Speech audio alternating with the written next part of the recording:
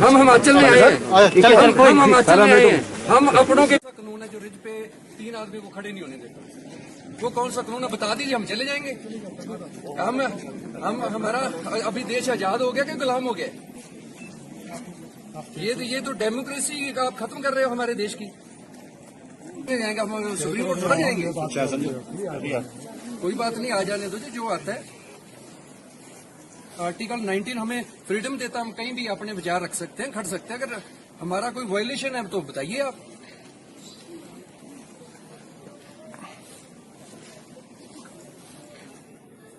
हम तो देशवासियों को यही अपील करेंगे, ऐसी लोटू सरकारों से बचें जो हमारी आजादी को छीन रही हैं, क्योंकि लेकिन ये पुलिस का वो टीरा देख ही रहे हो कि हम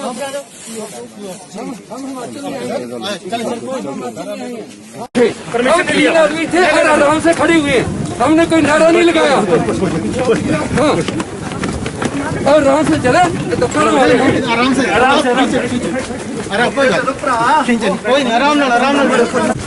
कोई हमारे पास कोई हथियार। हम 3 आदमी थे, ये मीडिया वाले सुन लो, हम 3 आदमी थे, आराम से खड़े हुए थे। ये हमें खड़ने भी नहीं दे रहे, ये रुकने नहीं दे रहे। ये क्या हो रहा है? ये कॉन्फिडेंस हमारे देश की आजादी है क्या? वहाँ पर ये कौन सा तरीका है? ये देख लो, देशवासियों देख लो, हमारे देश का तरीका देख लो।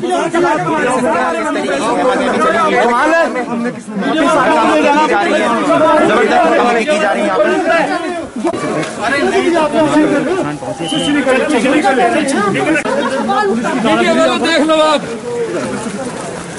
बीच में जाता है, हमारा दर्द है। ये देख लो, ये ऐसे वतीरा कर रहे हैं जैसे कि हम क्रिमिनल हैं। पुलिस कर्मियों ने पकड़ कर यहाँ से ले जाओ। एक मिनट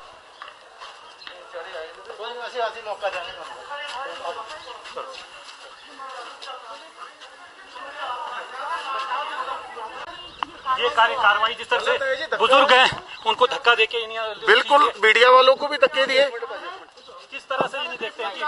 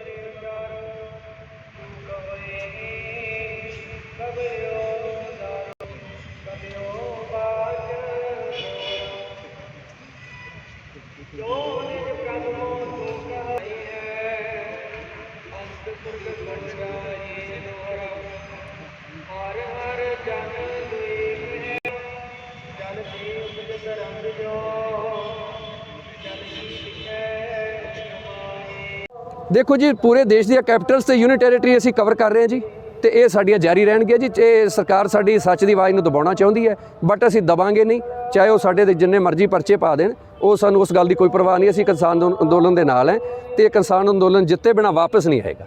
ਤੁਸੀਂ ਖੇਤੀ ਕਰਦੇ ਹੋ? ਹਾਂਜੀ। ਤੁਹਾਡਾ ਤੁਸੀਂ ਸ਼ਿਮਲੇ ਗਏ ਸੀਗੇ, ਉੱਥੇ ਤੁਸੀਂ ਕਿਸਾਨ ਪ੍ਰੋਟੈਸਟ ਕਰ ਰਹੇ ਸੀਗੇ, ਕੀ ਹੋਇਆ ਉੱਥੇ? ਤੁਸੀਂ ਉੱਥੇ ਕਿਵੇਂ ਗਏ ਸੀਗੇ? ਵਾਹਿਗੁਰੂ ਜੀ ਕਾ ਖਾਲਸਾ, ਵਾਹਿਗੁਰੂ ਜੀ ਕੀ ਫਤਿਹ। ਅਸੀਂ 3 ਦੋਸਤ ਸ਼ਿਮਲਾ ਗਏ ਸੀ ਜੀ। ਸਾਡਾ ਇਹ ਜਿਹੜਾ ਜਾਣ ਦਾ ਪਲਾਨ ਸੀ ਉਹਦੇ ਬਾਰੇ ਮੈਂ ਥੋੜ੍ਹੀ ਬੈਕ ਜ਼ਰੂਰ ਦੱਸ ਦੇਣਾ ਚਾਹੁੰਦਾ। ਅਸੀਂ ਪੂਰੇ ਦੇਸ਼ ਦੀਆਂ ਕੈਪੀਟਲ ਤੇ यूनिट टेरेटरी ਕਵਰ ਕਰਾਂਗੇ, ਕਿਉਂਕਿ ਜੋ ਗੋਦੀ ਮੀਡੀਆ ਤੇ ਸਰਕਾਰੀ ਮਸ਼ੀਨਰੀ ਤੇ RSS ਦੁਆਰਾ ਇੱਕ ਪ੍ਰੋਪੋਗੰਡਾ ਕੀਤਾ ਜਾ ਰਿਹਾ ਹੈ ਕਿ ਜਿਹੜੇ ਇਹ ਲੋਕ ਦਿੱਲੀ ਬੈਠੇ ਨੇ ਇਹ ਪੰਜਾਬ ਦੇ ਲੋਕ ਨੇ ਤੇ ਖਾਲਿਸਤਾਨ ਦੀ ਮੰਗ ਕਰ ਰਹੇ ਨੇ। ਤੇ ਅਸੀਂ ਚਾਹੁੰਦੇ ਸੀ ਕਿ ਜਿਹੜਾ ਇਹ ਮੀਡੀਆ ਸੱਚ ਦੀ ਆਵਾਜ਼ ਸਾਡੀ ਦੇਸ਼ ਤੱਕ ਨਹੀਂ ਪਹੁੰਚਾ ਰਿਹਾ ਤਾਂ ਸਾਨੂੰ ਥਾਂ ਥਾਂ ਤੇ ਜਾ ਕੇ ਪ੍ਰਚਾਰ ਕਰਨਾ ਚਾਹੀਦਾ ਹੈ। ਤਾਂ ਫਿਰ ਅਸੀਂ ਸੋਚਿਆ ਕਿ ਅਸੀਂ ਪੂਰੇ ਦੇਸ਼ ਦੀਆਂ ਕੈਪੀਟਲ ਤੇ ਯੂਨਿਟ ਟੈਰੀਟਰੀ 'ਚ ਜਾਵਾਂਗੇ ਤੇ ਉੱਥੋਂ ਦੇ ਲੋਕਲ ਮੀਡੀਆ ਨੂੰ ਮੁਖਾਤਿਬ ਹੋ ਕੇ ਉਹਨਾਂ ਨੂੰ ਦੱਸਾਂਗੇ ਕਿ ਜਿਹੜਾ ਉਸ ਅੰਦੋਲਨ ਦੇ ਵਿੱਚ ਲੋਕ ਬੈਠੇ ਹੈ ਉਹ ਪੂਰੇ ਦੇਸ਼ ਤੋਂ ਬੈਠੇ ਆ, ਸਾਰੇ ਧਰਮਾਂ ਦੇ ਲੋਕ ਬੈਠੇ ਹੈ, ਨਾ ਕਿ ਉਹ ਪੰਜਾਬ ਜਾਂ ਹਰਿਆਣਾ ਦੇ ਕਿਸਾਨ ਬੈਠੇ ਹੈ। ਕਿਉਂਕਿ ਜੋ ਇਹ ਪ੍ਰੋਪੋਗੰਡਾ ਕੀਤਾ ਜਾ ਰਿਹਾ ਉਹ ਬਿਲਕੁਲ ਨਿਰਾਧਾਰ ਹੈ ਤੇ ਉਹਦਾ ਕੋਈ ਆਧਾਰ ਨਹੀਂਗਾ। ਤੇ ਜਿਹੜੀ ਸ਼ਿਮਲੇ ਵਾਲਾ ਇਨਸੀਡੈਂਟ ਹੈ ਜੀ, ਉਹ ਪੂਰੇ ਦੇਸ਼ ਨੇ ਪਰਸੋਂ ਦੇਖਿਆ। ਅਸੀਂ ਉੱਥੇ ਆਪਣੇ ਇਸ ਅੰਦੋਲਨ ਦੀ ਆਵਾਜ਼ ਲੈ ਕੇ ਗਏ ਸੀ ਕਿ ਪੂਰੇ ਦੇਸ਼ ਦੇ ਜਿਹੜੇ ਕਿਸਾਨ ਉੱਥੇ ਬੈਠੇ ਹੈ, ਜੇ ਸਾਡੀ ਸਰਕਾਰ ਗੱਲ ਨਹੀਂ ਸੁਣ ਰਹੀ ਤਾਂ ਸਾਨੂੰ ਆਪਣੇ ਲੋਕਾਂ ਵਿੱਚ ਜਾਣਾ ਚਾਹੀਦਾ, ਲੋਕਾਂ ਦੀ ਕਚਹਿਰੀ 'ਚ ਜਾਣਾ ਚਾਹੀਦਾ। ਜੋ ਸਾਨੂੰ ਉੱਥੇ ਸਾਡੇ ਕਿਸਾਨਾਂ ਦੀ ਆਵਾਜ਼ ਨਹੀਂ ਰੱਖਣ ਦਿੱਤੀ ਗਈ ਤੇ ਸਾਨੂੰ ਅਰੈਸਟ ਕੀਤਾ ਗਿਆ ਜਬਰਨ ਤੇ ਸਾਡੇ ਤੇ ਕੇਸ ਵੀ ਦਰਜ ਕੀਤਾ ਤੇ ਅਸੀਂ ਉੱਥੋਂ SDM ਦੀ ਜਿਹੜੀ ਹੈਗੀ ਅਦਾਲਤ ਦੇ ਵਿੱਚੋਂ ਜ਼ਮਾਨਤ ਲੈ ਕੇ ਰਿਹਾ ਹੋ ਕੇ ਆਏ ਹਾਂ। ਤੇ ਦੂਸਰੀ ਗੱਲ, ਸਾਨੂੰ ਜਬਰਨ ਉੱਥੋਂ ਕੱਢਿਆ ਗਿਆ, ਕਹਿੰਦੇ ਜੀ ਤੁਸੀਂ ਹਿਮਾਚਲ ਦੇ ਵਿੱਚ ਨਹੀਂ ਰਹਿ ਸਕਦੇ, ਤੁਹਾਨੂੰ ਅਸੀਂ ਜਿਹੜੀ ਜਬਰਨ ਸਾਨੂੰ ਪੁਲਿਸ ਰਾਹੀਂ ਉੱਥੋਂ ਧੱਕਿਆ ਗਿਆ ਤੇ ਜਿਹੜਾ ਕਿ ਸਾਡੇ ਲੋਕਤੰਤਰ ਦਾ ਘਾਣ ਕੀਤਾ ਗਿਆ, ਲੋਕ ਜਿਹੜੇ ਲਾਅ ਐਂਡ ਆਰਡਰ ਦੀਆਂ ਧੱਜੀਆਂ ਉਡਾਈਆਂ ਗਈਆਂ। ਸੋ ਦੇਸ਼ ਵਾਸੀਓ, ਸਾਡੇ ਹੁਣ ਜਾਗਣ ਦਾ ਸਮਾਂ, ਕਿਉਂਕਿ ਜਿਹੜੀ ਸਰਕਾਰ ਅਸੀਂ ਇਲੈਕਟ ਕੀਤੀ ਹੈ ਇਹ ਹੁਣ ਸਾਡੇ ਜਿਹੜੇ ਪ੍ਰਾਈਮ ਮਿਨਿਸਟਰ ਨੇ ਇੱਕ ਲੋਕਤੰਤਰ ਦੇ ਪ੍ਰਾਈਮ ਮਿਨਿਸਟਰ ਨਹੀਂ ਰਹਿ ਗਏ, ਇਹ ਹੁਣ ਬਾਬਰ ਤੇ ਔਰੰਗਜ਼ੇਬ ਬਣ ਗਏ ਨੇ ਜਿਹੜੇ ਸਾਡੇ ਤੇ ਫਰਮਾਨ ਜਾਰੀ ਕਰਦੇ ਨੇ। ਜਿਵੇਂ ਕਿ ਇਹਨਾਂ ਨੇ ਡੀਮੋਨੀਟਾਈਜੇਸ਼ਨ ਕੀਤੀ, GST ਲਾਗੂ ਕੀਤਾ, CA ਧਾਰਾ 370 ਤੇ ਹੁਣ 3 ਕਾਲੇ ਕਾਨੂੰਨ। ਇਹ ਕਿਸੇ ਵੀ ਕਾਨੂੰਨ ਦਾ ਸਾਡੇ ਕਿਸੇ ਦੇਸ਼ ਵਾਸੀ ਨੂੰ ਕੋਈ ਫਾਇਦਾ ਨਹੀਂ ਹੋਇਆ। ਤੁਸੀਂ ਉੱਥੇ ਪ੍ਰੋਟੈਸਟ ਕਿੱਦਾਂ ਕਰ ਰਹੇ ਹੈਗੇ? ਕੀ ਤੁਸੀਂ ਉੱਥੇ ਕੋਈ ਨਾਰੇ ਗਲਤ ਲਾਏ ਸੀ ਕੋਈ ਖਾਲਿਸਤਾਨ ਦੇ, ਜਾਂ ਕੋਈ ਤੁਸੀਂ ਗਲਤ ਕਰ ਰਹੇ ਸੀ? ਦੇਖੋ ਜੀ, ਅਸੀਂ ਹਜੇ ਪਹੁੰਚੇ ਸੀ ਤੇ ਸਾਨੂੰ ਇਮੀਡੀਏਟ ਸਾਡੀ ਜਿਹੜੀ ਪੁਲਿਸ ਆ ਸਾਡਾ ਇੰਤਜ਼ਾਰ ਕਰ ਰਹੀ ਸੀ, ਕਿਉਂਕਿ ਉਹਨਾਂ ਨੂੰ ਕੋਈ ਮੀਡੀਆ ਰਾਹੀਂ ਜਾਂ ਖੁਫੀਆ ਏਜੰਸੀਆਂ ਰਾਹੀਂ ਉਹਨਾਂ ਨੂੰ ਪਤਾ ਲੱਗ ਚੁੱਕਾ ਸੀ ਕਿ ਅਸੀਂ ਇੱਥੇ ਪ੍ਰਚਾਰ ਕਰਨ ਲਈ ਆ ਰਹੇ ਹਾਂ ਤੇ ਉਹਨਾਂ ਨੇ ਸਾਨੂੰ ਉੱਥੇ ਜਿੱਥੇ ਅਸੀਂ ਪ੍ਰੋਟੈਸਟ ਕਰਨਾ ਸੀ ਐਂਟਰ ਹੋਣ ਤੋਂ ਪਹਿਲਾਂ ਹੀ ਸਾਨੂੰ ਅਰੈਸਟ ਕਰ ਲਿਆ ਗਿਆ ਤੇ ਸਾਨੂੰ ਜਬਰਨ ਜਿਹੜਾ ਪੂਰਾ ਦਿਨ ਥਾਣੇ ਵਿੱਚ ਰੱਖਿਆ ਗਿਆ ਤੇ ਸਾਡੀ ਇੰਟੈਰੋਗੇਸ਼ਨ ਕੀਤੀ ਗਈ। ਸਾਨੂੰ ਉਹਨਾਂ ਨੇ ਕਿਹਾ ਕਿ ਤੁਸੀਂ ਇੱਥੇ ਕਿਉਂ ਆਏ ਹੋ, ਤੁਸੀਂ ਪੰਜਾਬ ਵਿੱਚ ਇਹ ਅੰਦੋਲਨ ਕਿਉਂ ਨਹੀਂ ਕਰਦੇ। ਅਸੀਂ ਉਹਨਾਂ ਨੂੰ ਦੱਸਿਆ ਕਿ ਸਾਡਾ ਦੇਸ਼ ਸਾਰਾ ਜਿਹੜਾ ਸਾਡਾ ਮੁਲਕ ਸਾਡਾ ਸਾਂਝਾ ਹੈ, ਅਸੀਂ ਕਿਤੇ ਵੀ ਜਿਹੜੀ ਲੋਕਤੰਤਰ ਵਿੱਚ ਆਪਣੀ ਆਵਾਜ਼ ਰੱਖ ਸਕਦੇ ਹਾਂ, ਬਟ ਸਾਡੀ ਆਵਾਜ਼ ਨੂੰ BJP ਸਰਕਾਰ ਦੁਆਰਾ ਦਬਾਉਣ ਦੀ ਕੋਸ਼ਿਸ਼ ਕੀਤੀ ਗਈ। ਪਰ ਇਹ ਜਿਹੜੀ ਸਾਡੀ ਆਵਾਜ਼ ਹੈ ਉਹ ਕੋਈ ਵੀ ਨਹੀਂ ਦਬਾ ਸਕਦਾ, ਕਿਉਂਕਿ ਹੁਣ ਪੂਰਾ ਦੇਸ਼ ਇਕਜੁੱਟ ਹੋ ਚੁੱਕਾ ਹੈ ਤੇ ਅਸੀਂ ਜਿਹੜੇ ਸਾਰੇ ਦੇਸ਼ ਦੇ ਲੋਕ ਨੇ ਉਹ ਸਾਡੇ ਨਾਲ ਨੇ ਜੀ। ਤੁਸੀਂ ਹੋਰ ਵੀ ਕਈ ਥਾਵਾਂ ਦੇ ਉੱਤੇ ਗਏ ਹੈਗੇ ਹੋ, ਪ੍ਰੋਟੈਸਟ ਕੀਤਾ? ਹਾਂਜੀ, ਅਸੀਂ ਜੈਪੁਰ, ਚੰਡੀਗੜ੍ਹ ਗਏ ਹਾਂ ਜੀ ਤੇ ਲਖਨਊ 'ਚ ਵੀ ਸਾਨੂੰ ਗ੍ਰਿਫਤਾਰ ਕੀਤਾ ਗਿਆ ਤੇ ਫਿਰ ਮੁੜ ਕੇ ਸਾਨੂੰ ਸ਼ਿਮਲਾ ਵਿੱਚ ਜੀ। ਤੁਸੀਂ ਸ਼ਿਮਲੇ ਕਿਹੜੇ ਥਾਣੇ 'ਚ ਰਹੇ ਤੇ ਕਿਹੜੇ ਲੈਵਲ ਤੱਕ ਦੇ ਅਧਿਕਾਰੀ ਉਦੋਂ ਮੌਕੇ ਤੇ ਸੀਗੇ? ਸਾਡੇ ਕੋਲੇ ਜੀ ਸਾਨੂੰ ਸਦਰ ਥਾਣਾ ਵਿੱਚ ਲੈ ਕੇ ਗਏ ਜੀ। ਉੱਥੇ SP ਜੋ ਆਪਣੇ ਪੰਜਾਬ ਦੇ ਵਿੱਚ SSP ਹੁੰਦਾ, ਉਹਨਾਂ ਦੇ SP ਹੁੰਦਾ, ਉਹ IPS ਅਫਸਰ ਉੱਥੇ ਮੌਜੂਦ ਸੀਗੇ ਤੇ ਉਹਨਾਂ ਨੇ ਸਾਡੇ ਨਾਲ ਬਹੁਤ ਤਰ੍ਹਾਂ ਦੇ ਸਵਾਲ ਕੀਤੇ ਤੇ ਸਾਨੂੰ ਬਹੁਤ ਤਰੀਕੇ ਨਾਲ ਜਲੀਲ ਕਰਨ ਦੀ ਕੋਸ਼ਿਸ਼ ਕੀਤੀ।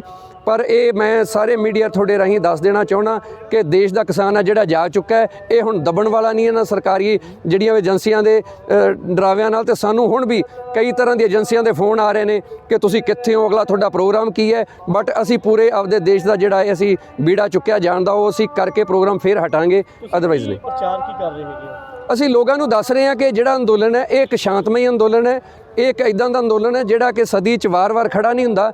ਇਹ ਜਿਹੜਾ ਇਹਦਾ ਵਰਲਡ ਦਾ ਮੀਡੀਆ ਜਿਹੜਾ ਇਹਨੂੰ ਕਵਰ ਕਰ ਰਿਹਾ, ਜਿਨ੍ਹਾਂ ਦੀ ਚਰਚਾ ਪੂਰੇ ਵਰਲਡ ਵਿੱਚ ਹੋ ਰਹੀ ਹੈ ਤੇ ਜਿਹੜਾ ਇਹ ਅੰਦੋਲਨ ਹੈ ਇਹ ਇੱਕ ਸਭ ਧਰਮਾਂ ਦਾ ਤੇ ਸਭ ਸਟੇਟਸ ਦਾ, ਇਹ ਕਿਸੇ ਪਾਰਟੀਕੂਲਰ ਇੱਕ ਸਟੇਟ ਦਾ ਜਾਂ ਇੱਕ ਖਾਸ ਧਰਮ ਦਾ ਨਹੀਂ ਹੈ। ਤੁਸੀਂ ਮੰਨਦੇ ਹੋ ਕਿ ਜਿਹੜੇ ਖੇਤੀ ਕਾਨੂੰਨ ਹੈ ਉਹ ਕੇਂਦਰ ਸਰਕਾਰ ਉਹਦੇ ਵੱਲ ਦੇਖ ਨਹੀਂ ਰਹੀ, ਕਿਉਂਕਿ ਲੰਬਾ ਸਮਾਂ ਹੋ ਗਿਆ ਸੰਘਰਸ਼ ਜਿਹੜਾ ਲੰਬਾ ਹੋ ਰਿਹਾ? ਦੇਖੋ ਜੀ, ਇਹ ਮੈਂ ਪਹਿਲਾਂ ਵੀ ਜ਼ਿਕਰ ਕਰ ਚੁੱਕਾ, ਜਿਹੜੇ ਸਾਡੇ ਮੋਦੀ ਜੀ ਨੇ ਇਹ ਇੱਕ ਰਾਜਾਸ਼ਾਹੀ ਸਾਡੇ ਤੇ ਫਰਮਾਨ ਜਾਰੀ ਕਰਦੇ ਨੇ।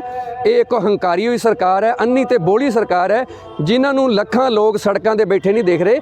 ਕਿਉਂਕਿ ਜਿਹੜੀ ਇਹ ਸਰਕਾਰ ਹੈ, ਮੋਸਟ ਇੰਪੋਰਟੈਂਟ ਗੱਲ ਇਹ ਹੈ, ਇਹ ਕਾਰਪੋਰੇਟ ਦੁਆਰਾ ਬਣਾਈ ਗਈ ਹੈ, ਇਹ ਉਹਨਾਂ ਲਈ ਕੰਮ ਕਰ ਰਹੀ ਹੈ। ਸਰਕਾਰਾਂ ਤਾਂ ਹੁੰਦੀਆਂ ਕਿ ਲੋਕਾਂ ਦੇ ਵੈਲਫੇਅਰ ਲਈ, ਬਟ ਇਹ ਜਿਹੜੀ ਕਾਰਪੋਰੇਟਸ ਲਈ ਵੈਲਫੇਅਰ ਕਰ ਰਹੀ ਹੈ। ਸਾਡੀ ਇਹ ਗੱਲ ਸੁਣਨ ਨੂੰ ਤਿਆਰ ਨਹੀਂ, ਪਰ ਸਾਡੇ ਕੋਲ ਇੱਕੋ ਇੱਕ ਤਰੀਕਾ ਹੈ ਇਸ ਸਰਕਾਰ ਦੀ ਅੱਖਾਂ ਖੋਲ੍ਹਣ ਦਾ, ਉਹ ਹੈ ਸ਼ਾਂਤਮਈ ਅੰਦੋਲਨ। ਅਸੀਂ ਪੂਰੇ ਦੇਸ਼ ਵਾਸੀਆਂ ਨੇ ਇਸ ਅੰਦੋਲਨ ਦਾ ਸਾਥ ਦੇਣਾ ਹੈ ਤੇ ਇਸ ਅੰਦੋਲਨ ਵਿੱਚ ਜਿੱਤ ਸਾਡੀ ਪੱਕੀ ਹੈ। ਇਹਦੇ ਬਹੁਤ ਸਾਰੇ ਅੰਦੋਲਨ ਦੇ ਚੰਗੇ ਹੈ ਜਿਹੜੇ परिणाम ਸਾਨੂੰ ਮਿਲ ਚੁੱਕੇ ਹੈ, ਕਿਉਂਕਿ ਜਿਹੜੇ ਦੇਸ਼ ਦੇ ਲੋਕ ਆ ਉਹ ਸਾਰੇ ਇਕਜੁੱਟ ਹੋ ਚੁੱਕੇ ਹੈ। ਸਾਰੇ ਧਰਮ ਜਿਹੜੇ ਹੈ ਉਹ ਸਾਡੇ ਇੱਕ ਦੂਜੇ ਦਾ ਸਤਿਕਾਰ ਕਰਨ ਲੱਗ ਪਏ ਹੈ। ਤੇ ਇੱਕ ਹੋਰ ਇਹਦੇ 'ਚ ਮੈਂ ਗੱਲ ਕਹਿਣੀ ਚਾਹੁੰਦਾ, ਇਹ ਜਿਹੜੇ ਮੋਦੀ ਜੀ ਹੈ ਇਹ ਜਿਹੜਾ ਸਾਡਾ ਦੇਸ਼ ਹੈ ਪੂੰਜੀਪਤੀਆਂ ਨੂੰ ਦੇ ਦੇਣਾ ਚਾਹੁੰਦੇ ਹੈ ਤੇ ਦੇਸ਼ ਨੂੰ ਇੱਕ ਕਰਨਾ ਚਾਹੁੰਦੇ ਹੈ, ਇਹ ਹਿੰਦੂਇਜ਼ਮ ਕਰਨਾ ਚਾਹੁੰਦੇ ਹੈ। ਜਿਹੜੀ ਸਾਡੇ ਦੇਸ਼ ਦੀ ਖੂਬਸੂਰਤੀ ਹੈ, ਜਦੋਂ ਸਾਡਾ ਦੇਸ਼ ਆਜ਼ਾਦ ਹੋਇਆ ਸੀ ਇਹ ਸੈਕੂਲਰ ਦੇਸ਼ ਸੀ, ਅੱਜ ਵੀ ਇਹ ਸੈਕੂਲਰ ਹੈ ਤੇ ਅਸੀਂ ਜਿਹੜੀ ਇਹਦੀ ਵਿਭਿੰਨਤਾ ਡਾਇਵਰਸਿਟੀ ਹੈ ਅਸੀਂ ਉਹੀ ਚਾਹੁੰਦੇ ਹਾਂ, ਉਹੀ ਇਹ ਦੇਸ਼ ਦੀ ਖੂਬਸੂਰਤੀ ਹੈ। ਦੇਸ਼ ਵਾਸੀਓ, ਜੇ ਤੁਸੀਂ ਅੱਜ ਨਾ ਜਾਗੇ ਤੇ ਆਉਣ ਵਾਲੇ ਵਕਤ ਨੇ ਸਾਨੂੰ ਮਾਫ ਨਹੀਂ ਕਰਨਾ। ਇਸ ਅੰਦੋਲਨ ਦਾ ਵੱਧੋ ਵੱਧ ਤੁਸੀਂ ਸਾਥ ਦਿਓ। ਤੁਸੀਂ ਕੋਈ ਲੈਟਰ ਵੀ ਲਿਖੀ ਤੁਸੀਂ ਥੋੜਾ ਇੱਕ ਮਿੰਟ ਮੈਨੂੰ ਵੀ ਲਿਖੀ ਹੈ ਮੋਦੀ ਪਰਿਵਾਰ ਨੂੰ, ਕਿਹਨੂੰ ਲਿਖੀ ਹੈ? ਦੇਖੋ ਜੀ, ਜਿਹੜੀਆਂ ਮੋਦੀ ਨੂੰ ਲੈਟਰ ਲਿਖੀਆਂ ਜਾਂਦੀਆਂ ਉਹ ਉੱਥੇ ਪੜ੍ਹੀਆਂ ਨਹੀਂ ਜਾਂਦੀਆਂ, ਉਹਨਾਂ ਦੇ ਕੋਈ ਜਵਾਬ ਨਹੀਂ ਦਿੱਤੇ ਜਾਂਦੇ। ਸਾਡੇ ਦੇਸ਼ ਦੀ ਇੱਕ ਸੰਸਕ੍ਰਿਤੀ ਹੈ, ਜਦੋਂ ਕੋਈ ਬੱਚਾ ਸਮਾਜ ਦੇ ਵਿੱਚ ਐਸਾ ਕੰਮ ਕਰਦਾ ਜਿਹੜਾ ਸਮਾਜ ਲਈ ਠੀਕ ਨਹੀਂ ਹੁੰਦਾ ਤਾਂ ਉਹਦੀ ਕੰਪਲੇਂਟ ਉਹਦੇ ਮਾਤਾ ਪਿਤਾ ਨੂੰ ਕੀਤੀ ਜਾਂਦੀ ਹੈ। ਮੋਦੀ ਸਰਕਾਰ ਨੇ, ਸਾਡੇ ਪ੍ਰਾਈਮ ਮਿਨਿਸਟਰ ਨੇ 6.5 ਸਾਲਾਂ ਦੇ ਆਪਦੇ ਕਾਰਜਕਾਲ ਦੌਰਾਨ ਕੋਈ ਐਸਾ ਕੰਮ ਨਹੀਂ ਕੀਤਾ ਜਿਹੜਾ ਸਾਡੇ ਦੇਸ਼ ਦੀ ਜਨਤਾ ਲਈ ਲਾਭਵੰਦ ਹੋਏ। ਤੋ ਅਸੀਂ ਸੋਚਿਆ ਲੋਕ ਜਿਹੜੇ ਮੋਦੀ ਤੋਂ ਬਹੁਤ ਪਰੇਸ਼ਾਨ ਸੀ, ਦੁਖੀ ਸੀ, ਅਸੀਂ ਸੋਚਿਆ ਕਿਉਂ ਨਾ ਉਹਨਾਂ ਦੀ ਮਾਤਾ ਨੂੰ ਕੰਪਲੇਂਟ ਕੀਤੀ ਜਾਏ, ਕਿਉਂਕਿ ਜਦੋਂ ਵੀ ਉਹ ਆਪਣੇ ਮਾਤਾ ਕੋਲ ਜਾਂਦੇ ਆ, ਬਹੁਤ ਸਾਰੇ ਮੀਡੀਆ ਨਾਲ ਜਾਂਦੇ ਆ ਤੇ ਇਹ ਪ੍ਰੈਜ਼ੈਂਟ ਕਰਦੇ ਆ ਕਿ ਉਹ ਆਪਦੇ ਮਾਤਾ ਦੀ ਬਹੁਤ ਇੱਜ਼ਤ ਕਰਦੇ ਆ। ਚਲੋ ਅਸੀਂ ਮੰਨ ਲੈਂਦੇ ਆ ਕਿ ਉਹ ਬਹੁਤ ਇੱਜ਼ਤ ਕਰਦੇ ਆ, ਅਸੀਂ ਵੀ ਕਰਦੇ ਆ, ਸਭ ਨੂੰ ਕਰਨੀ ਚਾਹੀਦੀ ਹੈ, ਪਰ ਅਸੀਂ ਉਹਨਾਂ ਦੇ ਮਾਤਾ ਨੂੰ ਲੈਟਰ ਲਿਖਣ ਦਾ ਖਿਆਲ ਸਾਡੇ ਦਿਲ 'ਚ ਇਸ ਲਈ ਆਇਆ ਕਿ ਉਹ ਆਪਦੇ ਮਾਤਾ ਦੀ ਇੱਜ਼ਤ ਕਰਦੇ ਆ, ਉਹਦੇ ਮਾਤਾ ਦੀ ਗੱਲ ਜ਼ਰੂਰ ਮੰਨਣਗੇ। ਤਾਂ ਅਸੀਂ ਉਹਨਾਂ ਨੂੰ ਜਿਹੜਾ ਇਹ ਜ਼ਿਕਰ ਕੀਤਾ ਕਿ ਜਿਹੜੇ 3 ਕਾਲੇ ਕਾਨੂੰਨ ਪਾਸ ਕੀਤੇ ਗਏ, ਮਾਤਾ ਜੀ ਉਹ ਦੇਸ਼ ਵਾਸੀਆਂ ਦੇ ਜਿਹੜੇ ਹੈਗੇ ਲਈ ਲਾਹੇਵੰਦ ਨਹੀਂ ਗਏ, ਕਿ ਉਹਨਾਂ ਦਾ ਸਾਨੂੰ ਫਾਇਦਾ ਨਹੀਂ, ਤੇ ਤੁਸੀਂ ਪਲੀਜ਼ ਉਹਨਾਂ ਨੂੰ ਕਹੋ, ਕਿਉਂਕਿ ਮਾਂ ਤਾਂ ਆਪਦੇ ਬੱਚੇ ਦਾ ਕੰਨ ਫੜ ਕੇ ਵੀ ਹੁਕਮ ਦੇ ਸਕਦੀ ਹੈ, ਤੇ ਤੁਸੀਂ ਇਹ ਜਿਹੜੇ 3 ਕਾਲੇ ਕਾਨੂੰਨ ਰੱਦ ਕਰੋ ਤੇ ਜਿਹੜੀ ਜਨਤਾ ਉੱਥੇ ਅੱਜ ਅੰਦੋਲਨ ਵਿੱਚ ਪਰੇਸ਼ਾਨ ਹੈ ਉਹ ਆਪਦਾ ਘਰ ਵਾਪਸ ਖੁਸ਼ੀ-ਖੁਸ਼ੀ ਚਲੀ ਜਾਏ। ਤੁਸੀਂ ਕਿੱਥੋਂ ਦੇ ਰਹਿਣ ਵਾਲੇ ਹੈਗੇ ਹੋ, ਕੀ ਨਾਮ ਹੈ ਤੁਹਾਡਾ? ਮੇਰਾ ਨਾਮ ਹਰਪ੍ਰੀਤ ਸਿੰਘ ਹੈ ਜੀ, ਤੇ ਮੈਂ ਪਿੰਡ ਗੋਲੂ ਕਮੋੜ, ਡਿਸਟ੍ਰਿਕਟ ਫਿਰੋਜ਼ਪੁਰ ਦਾ ਰਹਿਣ ਵਾਲਾ ਹਾਂ ਜੀ।